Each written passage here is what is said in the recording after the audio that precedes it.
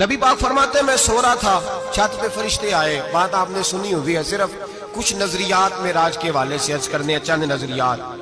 نبی پاک فرماتے ہیں حضرت جبریل نے چھت کے اوپر سے انہوں نے تھوڑا سا حصہ کھولا، چھت پھاڑی. ہمارے نا دیہاتوں میں لکڑی کی جو چھت ہوتی تھی نا، اس پہ ایک بندہ بھی اگر چلتا تھا نا تو گھر کے جو بزرگ ہوتے تھے کہتے تھے پتہ کرو چھت پہ بندہ ہے کوئی. ایک آدمی فٹافٹ بزرگ جاگ جاتے تھے، کہتے پتہ کرو بھائی.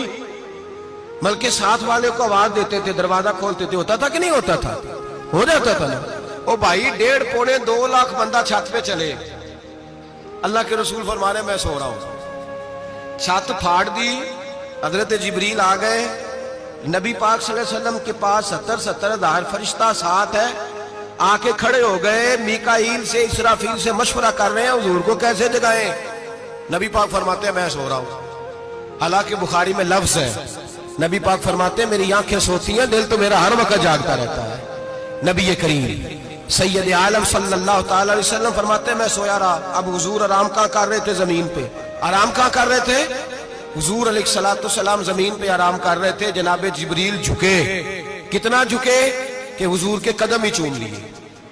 نبی پاک کے قدم تو کتنا جھکے ہوں گے جی؟ رکوع تک. جی میں نہیں جی گل کی سجدے دی، تساں کیتی جے. فتویٰ لگا تواڈے تے لگنا جی. کہاں تک لگی؟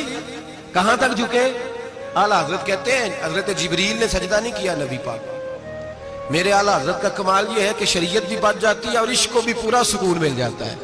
اعلیٰ حضرت فرماتے ہیں جناب جبریل نے سر پہ تاج پہنا تھا اور تاج میں موتی لگے ہوئے تھے.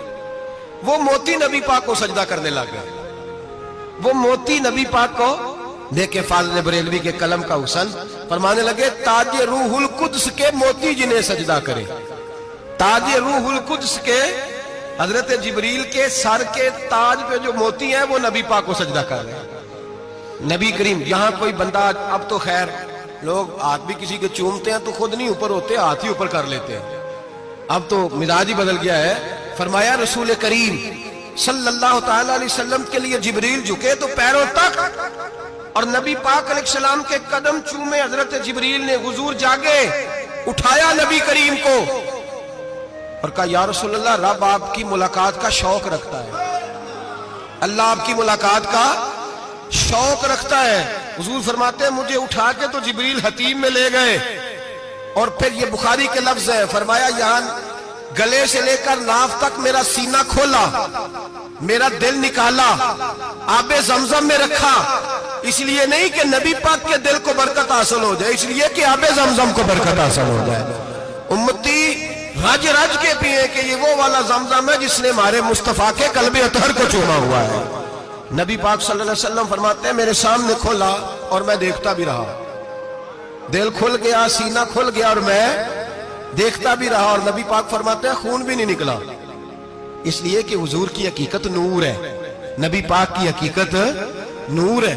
ورنہ بشر کے حضور اگر صرف بشر ہوتے تو کٹ بھی لگے تو خون نکل آتا. میرے رسول کریم سید عالم صلی اللہ علیہ وسلم فرماتے ہیں پھر جبریل امین مجھے براق پہ بٹھانے لگے. خچر سے چھوٹا تھا، گدھے سے بڑا تھا اور بجلیوں کا بنا ہوا تھا. جہاں اس کی نظر جاتی تھی وہاں اس کا قدم جاتا تھا. نبی کریم فرماتے ہیں مجھے بٹھانے لگے تو میں رک گیا. میں نے کہا میں نہیں بیٹھتا. یا رسول اللہ کیا ہوا؟ فرمایا اللہ فرماتا ہے یوم نسوق المجرمین الی جہنم وردا. جب آپ کے امتی نکلیں گے قبروں سے تو ڈنڈے مار مار کے لے جائے جائیں گے. پہلے رب میرے ساتھ وعدہ کرے کہ جب میرے غلام قبروں سے نکلیں گے تو انہیں بھی براق عطا کرے گا. پہلے وعدہ کرے.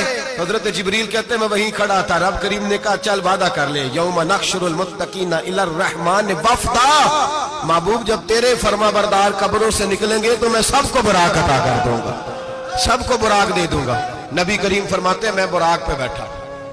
سفر شروع ہوا.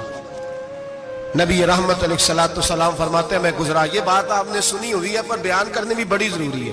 مررت علی الموسیٰ فہو یصلی فی قبرہ رواہ مسلم. او خدا کے بندو اللہ تبارک و تعالی ہدایت کا نور دے. کہاں بیٹھ کے قرآن و سنت پڑھتے ہو؟ کیوں نہیں عقیدے کو سمجھتے؟ نبی کریم علیہ السلام نے فرمایا